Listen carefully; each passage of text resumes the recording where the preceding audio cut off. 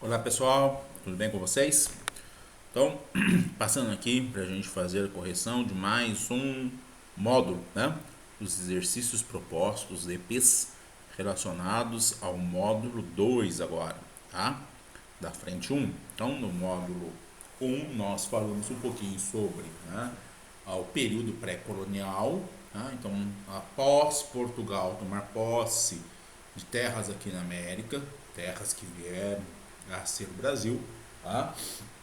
Iniciou-se um processo de exploração de algumas das riquezas existentes nessa terra, principalmente do pau-brasil, mas sem uma efetiva colonização do território. Tá? Posteriormente, em grande parte devido à grande presença francesa na costa do Brasil, né? Os franceses não reconheciam o Tratado de Tordesilhas, o rei francês Francisco I não reconhecia o Tratado de Tordesilhas, portanto, não inibia, né, comerciantes franceses de virem à América do Sul, né, que veio a ser o Brasil, e extrair o pau-brasil em concorrência com os portugueses. Em grande parte devido a isso, os portugueses entenderam que era necessário colonizar o território. Tá? E aí inicia-se a fase de colonização desse território, né? E um dos marcos, né, que são colocados aí para essa colonização do território, né? Na verdade, dois marcos, né? Um marco é a expedição de Martim Afonso de Souza, né?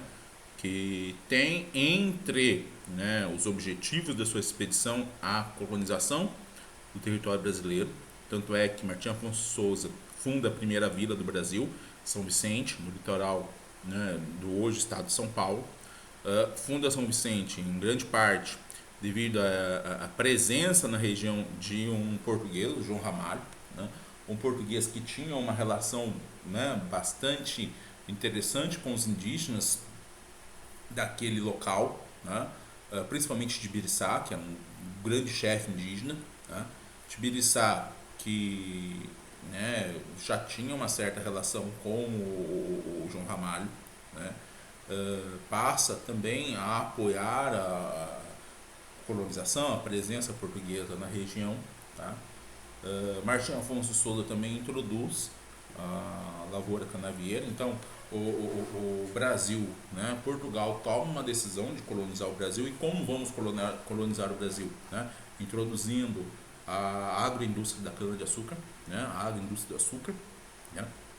Que era algo que os portugueses já detinham, né, um know-how, né, de como fazer, de como produzir esse açúcar, já tinha ali todo um sistema, né, de financiamento. Grandes financiadores dos engenhos, da produção de açúcar eram os holandeses, né? Os portugueses já tinham esses contatos, já tinham contatos também com a distribuição, né, revenda do açúcar na Europa, que também era realizado pelos holandeses, né? O refino e a redistribuição do açúcar na Europa era realizado pelos holandeses. Então os portugueses já tinham, né, essa estrutura, tá?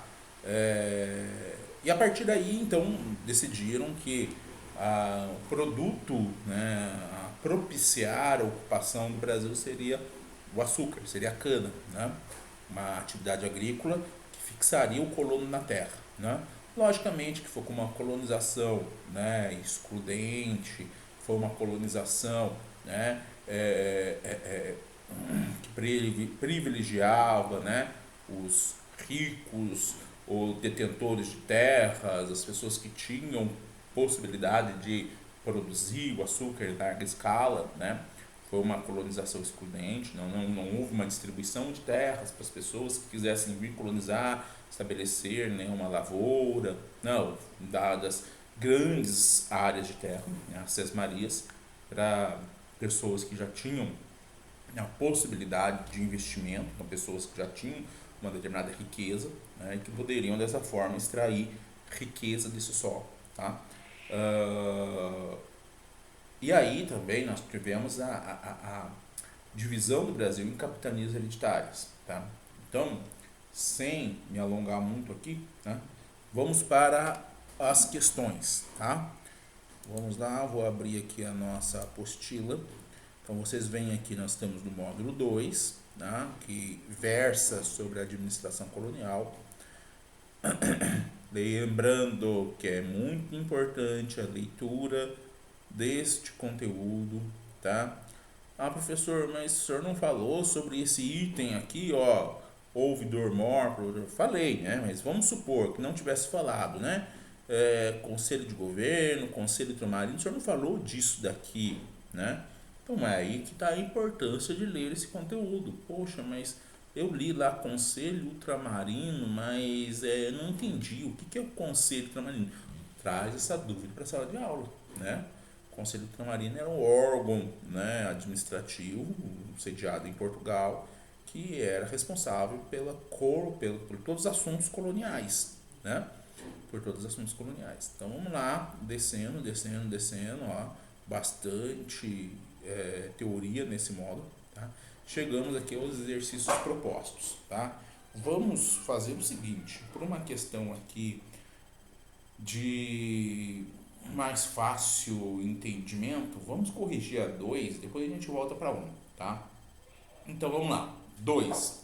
Sobre o regime de capitanias hereditárias. Responda. Então nós estamos falando sobre capitanias hereditárias. Beleza. Tá? Quais fatores que levaram o governo português a implantá-las? Letra A. Letra B. Quais os motivos que as levaram ao fracasso? Tá? Então vamos lá. Capitanias hereditárias. Ok? Tudo bem. Então era importante, né, colonizar o território. O que significa colonizar? Né?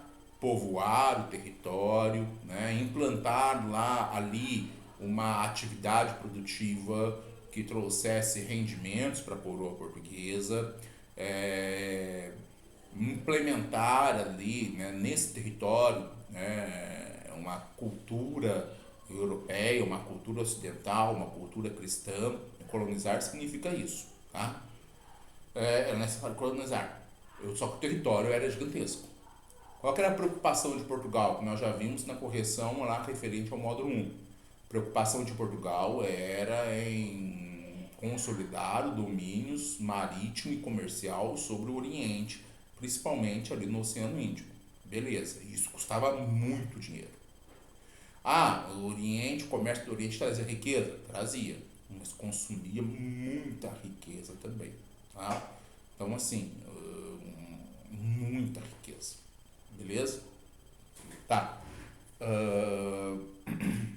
Então, a gente tem um território que a gente precisa colonizar, só que a nossa atenção está voltada para o Oriente.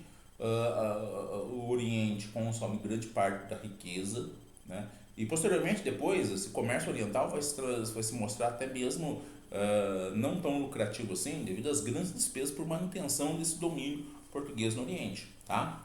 Como que a gente vai colonizar esse território? Vamos implementar nesse território a mesma solução que a gente teve lá para as ilhas da costa africana, as ilhas atlânticas da costa africana? Vamos. Implementou-se no Brasil o sistema de capitanias hereditárias que já tinha sido utilizado para a colonização da Ilha Madeira, por exemplo. Tá? Que foi o seguinte, divisão, né, do território em grandes faixas de terra e doação dessas terras, né, a pessoas, a portugueses, né, e ali nós tivemos, não foi, né, a primeira nobreza, a nobreza mais a grande elite portuguesa que recebeu essa terra, apesar das pessoas que receberam a terra fazerem parte da elite, era uma elite, né, de segunda grandeza, digamos assim, tá? Pessoas que tinham se destacado nessa expansão portuguesa no Oriente, nas guerras do Oriente, receberam terras. Pessoas pertencentes à burocracia estatal portuguesa receberam terras, tá? Então não foi a fina nobreza, né, a nata da nobreza portuguesa que recebeu terras, não. Foi uma nobreza de segunda grandeza, beleza? Mas pessoas de certo, né, condição econômica, né, umas pessoas de certa importância, né? Não foi dada a pé rapado, não, né? Não tem isso daí, ok? Então essas pessoas que recebiam a terra, essas pessoas tinham, né, um poder muito grande sobre suas terras. Elas se reportavam diretamente ao rei, né? Então elas deviam prestar contas somente ao rei, né? Elas eram espécies de sub-reis, digamos assim, desses territórios. Tinham uma autoridade gigantesca nesses territórios, tá? Só que eles tinham também a missão de colonizar, tá? De propiciar a colonização. Então, assim, Quais os fatores que levaram o governo português a implantar o sistema de capitanias hereditárias? Necessidade de colonizar o território, no momento em que Portugal ainda estava, né, voltado para o Oriente, né, ainda estava voltado para a consolidação do domínio português no Oriente, no mar, né, no Oceano Índico, tá? No momento em que Portugal não tinha grande quantidade de dinheiro, né? Portanto, ou foi uma forma de, entre aspas, privatizar a colonização do Brasil. Bom, ó, eu preciso colonizar o território, mas não tenho condições. Então, vou te dar a terra, cara, e você coloniza lá para mim, beleza? Beleza. Foi isso que fez com que o governo português decidisse implementar o sistema de capitanias hereditárias. Certo? Tudo bem. Vamos lá. O que era, vamos para um agora, o que era a carta de doação informal? Bom, essa transferência do domínio da terra, né, ela era algo importante e precisava ser revestido de uma certa formalidade. Concorda comigo? Tudo bem. Então, o que era a carta de doação informal? Eram documentos, né, entregues aos donatários, documentos que garantiam a posse dessa terra em nome do donatário. Carta de doação era o documento no qual o rei transferiu o direito de uso da terra. Lembrando que essa terra pertencia ao rei. Os territórios dentro ali do Tratado de Tordesilhas, dentro do Brasil, pertenciam ao rei. Então, o que o rei fez? Olha, eu concedo para você o uso dessa terra. Né? Presta atenção, é o uso. Né? Por quê? Porque não era a propriedade em si da terra. Lembrando que essas terras, essas capitanias eram inalienáveis. O que significa inalienável? Não pode ser vendido. Tá? Por que não pode ser vendido? Poxa, porque são terras pertencentes a Portugal. E esse cara que recebeu a terra, vou vender para um nobre francês. Pô, meu, né? Aí a nobre francesa vai ter aquela terra? Não. Então não podiam ser vendidos até mesmo por essa questão, tá? Então a carta de doação era a transferência da posse daquela terra, né? É o documento que simbolizava que o rei tinha transferido a posse da terra ao fulano de tal, tá? E o foral estabelecia os direitos e deveres dos donatários, tá? O donatário, quais os direitos que ele tinha, quais os deveres que ele tinha. Tinha vários direitos em relação ao rei, inclusive de arrecadação e de remessa de impostos para o rei. Tá? E certas atividades, né, por exemplo, extração do pau-brasil era uma atividade real. Né? Não poderia extrair para o Brasil sem autorização do rei, beleza? E outras atividades, né? Eram atividades que eram consideradas estanco, ou seja, somente a coroa portuguesa poderia realizar. Logicamente que não eram funcionários da coroa que realizavam essa exploração desses produtos. Tá? O rei vendia esse direito a outras pessoas. Tá? Então tudo isso estava estabelecido no foral. Beleza? Beleza. Deu certo o sistema de capitanias hereditárias? Não deu certo. Né? Não deu certo com duas exceções. Aonde que foram as exceções? Em Pernambuco e São Vicente. Em Pernambuco e São Vicente meio que, né, o sistema realmente conseguiu atingir o objetivo de promover a colonização do território. Por que São Vicente e Pernambuco? Poxa, São Vicente foi dado a Martim Afonso de Souza. Martim Afonso de Souza já tinha estado naquela região, né, durante sua expedição, e já tinha fundado uma vila lá, a Vila de São Vicente, posteriormente a Vila de Santo André, contando com o apoio do Tibiriçá e principalmente do João Ramalho, né, um chefe indígena e um náufrago português que tinha sido encontrado naquela região.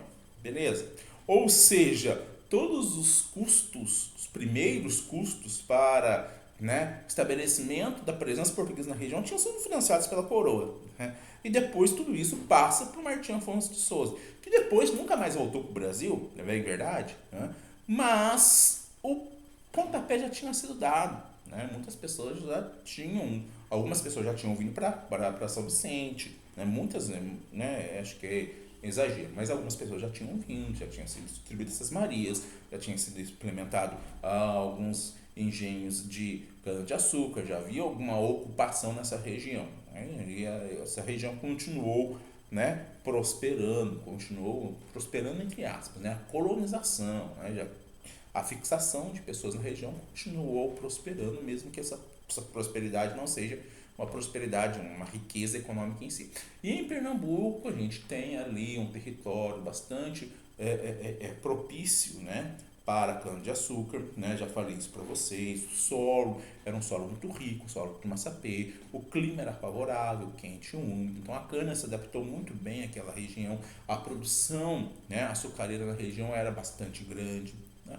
E por conta do Natário também, né, que era um homem bastante rígido, e que conseguiu manter ali a colonização da região, né? Então, né, essas duas regiões elas conseguiram atingir seu objetivo, né? A colonização, né, realmente foi efetiva nessas regiões. Por que nas outras regiões não foi efetivo? Poxa, porque muitos donatários não tinham um real interesse. Alguns não tiveram real interesse. Chegaram nem vir para o Brasil, né? Outros donatários até tinham interesse, mas não tinham dinheiro suficiente para estabelecer uma colonização nesses territórios que tinham recebido. Apesar de ser muito vantajoso, né? Eles teriam muitas vantagens, mas não tinham condições de promover a colonização desses territórios, né? Outros, né, até conseguiram estabelecer um início ali, um pontapé inicial, distribuir essas marias, alguns engenhos já estabelecidos, algumas vilas já estabelecidas, né? E aí os primeiros conflitos com os indígenas. Mas por que conflitos com os indígenas? Por quê? Porque na época do pau-brasil havia uma relação até certo ponto amistosa. Porque na época do pau-brasil, o português chegava aqui, pegava, né, o pau-brasil, trocava por machados, facas, anzóis, guizos, contas, espelhos, etc. E ia embora, né? Agora não, agora os caras estão vindo para ficar. E vão ficar na onde? Em terras indígenas. E estão vindo para produzir açúcar, né? Então eles estão derrubando mata, né? Estão preparando o solo, estão cultivando a cana. Então eles estão se apropriando de terras de quem? Dos indígenas. E quem que vocês acham que iria fazer essa atividade? Derrubar a mata, preparar a terra, plantar cana? Escravizados indígenas, né? Então aí começou realmente os primeiros enfrentamentos, né? Os indígenas reagindo à ocupação portuguesa na região. E foram vários conflitos, né? E em muitos locais os indígenas arrebentaram, destroçaram essas iniciativas iniciais de implementação da presença portuguesa, né? Então, nós tivemos ataques indígenas, muitos ataques indígenas, mas poxa, os portugueses não conseguiam reagir. Aí você tem que levar em consideração um outro fator, um outro motivo que levou ao fracasso, a distância em relação a Portugal. Até chegar uma ajuda de Portugal, poxa, era muito tempo, né? Lembrando também que a própria extensão da capitania, às vezes, né, fazia com que houvesse uma dificuldade de se colonizar esse território por sua imensidão, né? Então aqui, ó, sobre os fatores, né, de fracasso, nós temos falta de recursos, distância com relação à metrópole, hostilidade indígena, e aqui a falta, né, a ausência de centralização política administrativa, que é a questão, a resposta aqui do objetivo traz, que tentou ser solucionada ali com a questão do governo geral, né, que nós já conversamos, né, uma certa centralização político-administrativa, não substituindo as capitanias hereditárias, mas dando um auxílio, né, nessa tarefa de colonização do Brasil, né? Lógico que muitos donatários, como por exemplo o donatário de Pernambuco, né, Eduardo Coelho, não gostou muito dessa questão de, né, vem um governador geral, vai interferir nos meus assuntos aqui, né? Mas ele acabou aceitando, né? Teve alguns atritos, mas acabou aceitando. E algumas capitanias retornaram para Portugal. Mas como assim? Você falou que não podia ser vendidas as capitanias? As capitanias não podiam ser vendidas para terceiros, né? Mas em alguns casos, Portugal, coroa portuguesa, comprava de volta as capitanias, né? Como por exemplo a capitania da Bahia, né?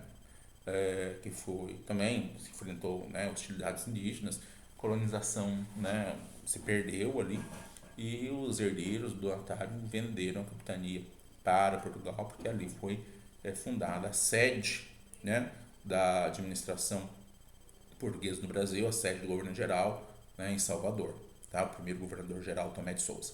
Muito bem. Então nós tivemos aí capitanias hereditárias, tivemos aí, né, o governo geral. Vamos relembrar agora com relação às capitanias, às câmaras municipais, desculpa. Então a questão da Federal do Rio Grande do Sul, falando das câmaras municipais. Então eu tenho o seguinte, eu tenho uma esfera de governo, uma esfera de administrativa, né, macro, né, que é o governo geral, que vai exercer a administração sobre todo o território português na América, tá? Mas em cada localidade nós temos uma esfera também de administração, de política, que é nas câmaras municipais. Tá? Relembrando que a gente estudou no sala de aula. Então eu tenho lá uma esfera macro, que é o governo geral, e uma esfera micro, que é a Câmara Municipal, e cuida dos assuntos pertinentes àquela localidade. Tá? Então vamos lá. As câmaras municipais foram instituições fundamentais em todos os lugares onde houve a presença do Império Ultramarino Lusitano. Então não foi só no Brasil. Tá? Na América Portuguesa, aqui nós estamos falando do Brasil. Na América Portuguesa não foi diferente, pois nas principais aglomerações urbanas elas exerciam um papel essencial. Né? Considere as seguintes afirmações referentes à caracterização dessas instituições. Então vamos lá. Vamos pensar nessas três aqui, o que né, está, qual frase que está correta com relação às câmaras municipais. Né? A caracterização dessas câmaras municipais. Eram os canais de expressão política das elites locais, os homens bons, residentes nas diferentes vilas coloniais. Quem eram esses homens bons? Eram os proprietários de terra. Né?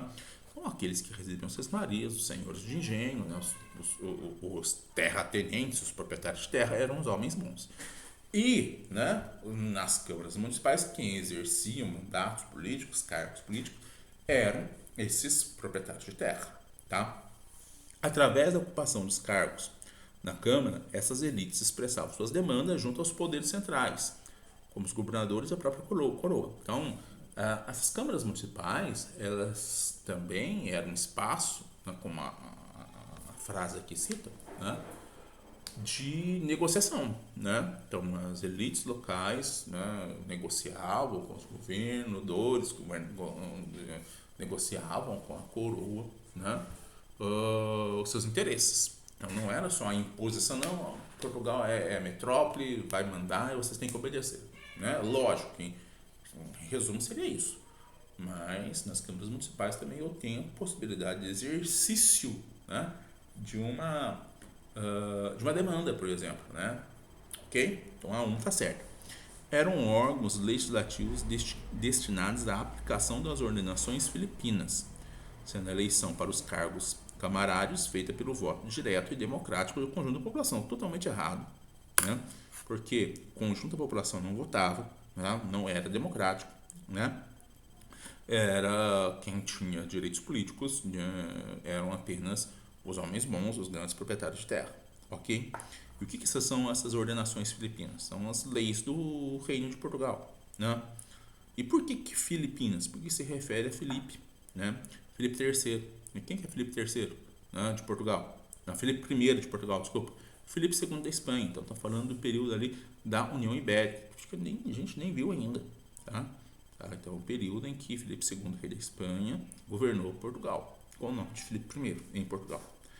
3. Eram corpos deliberativos para os quais podia ser elegível a maior parte da população. Não, né?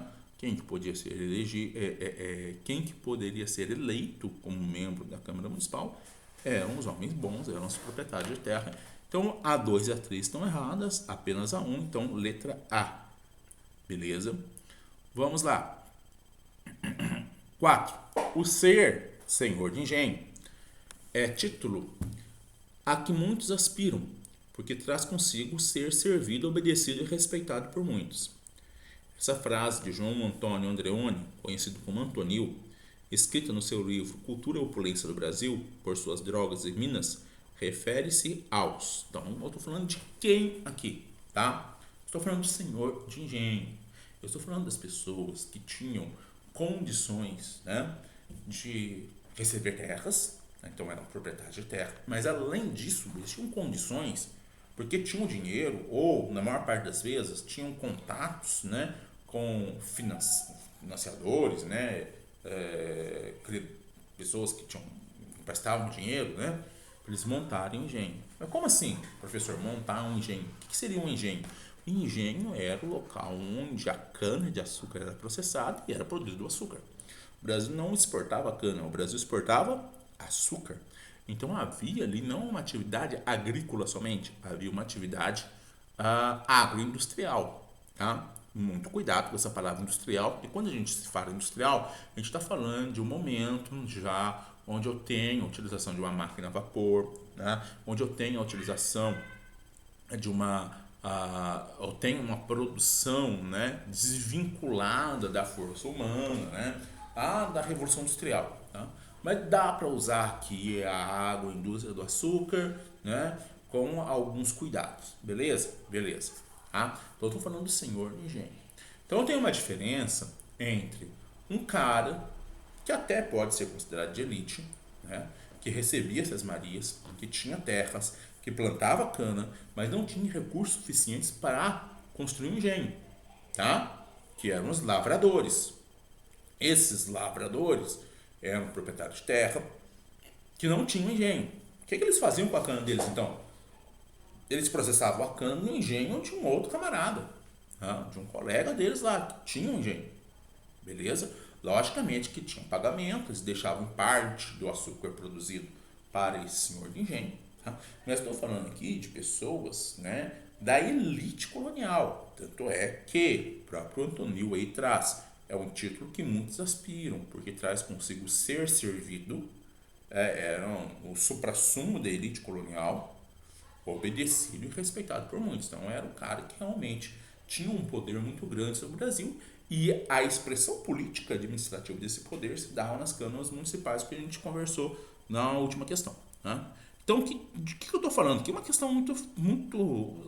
É difícil encontrar uma questão dessa. Acho que não saiu um ano aí, mas não deve ser uma questão muito atual, né? Porque ela é uma questão pouco contextualizada, é muito direta essa questão. Né? Então, o que eram os senhores de engenho? Ricos comerciantes? Não, não eram comerciantes. Lavradores assalariados? Não existia lavrador assalariado. Mas tinha trabalhador assalariado nos engenhos? Tinha, que eram trabalhadores especializados, como por exemplo o mestre de açúcar. Mas lavrador, né? O trabalho de plantio, né? Cultivo da cana era realizado por escravos, né?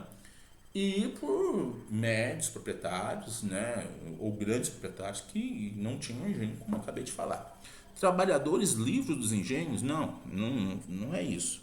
Grandes proprietários das fábricas de manufaturas têxteis, não existia manufatura têxtil no Brasil. Né? O que podia ter ali é a manufatura da cana-de-açúcar, né? A manufatura do açúcar. Então, letra E, né? Proprietários de terra que formavam uma aristocracia agrária de grande poder econômico e político. Tranquilo isso daqui. E a 5 também é bem tranquila, tá? Uma questão também bem direta, apesar de ter um textinho ali, ó, né? É uma questão da Unesp, não saiu um ano, tá? Mas vamos lá. O Brasil foi dividido em 15 quinhões. O que significa esses 15 quinhões? 15 grandes partes, grandes pedaços, por uma série de linhas paralelas ao Equador. Então eu tenho um território brasileiro, paralelo ao Equador, eu traço várias linhas e essas linhas fazem a divisão entre esses 15 pedaços, que iam do litoral ao meridiano de Tordesilhas, que meridiano de Tordesilhas separava o que era possessão portuguesa e o que era possessão espanhola, sendo os quinhões entregues a um grupo diversificado, no qual havia gente da pequena nobreza, burocratas e comerciantes, tendo em comum suas ligações com a coroa. Então, vamos lá. Eu estou falando de grandes pedaços de terra do Brasil que foram doados a burocratas portugueses, a pequena nobreza portuguesa, né? Estou falando do que aí? Né? Claro que são das capitanias hereditárias, né? Esse tipo de questão, né, vinculada a esse conteúdo que a gente está falando aí no módulo 2 não tem erro. Capitanias hereditárias, letra D, tá? Uma questão bastante direta. Belezinha? Ficamos por aqui, tá? Nós já vamos encerrando aqui a nossa correção de hoje. Espero que vocês tenham aproveitado e até a próxima.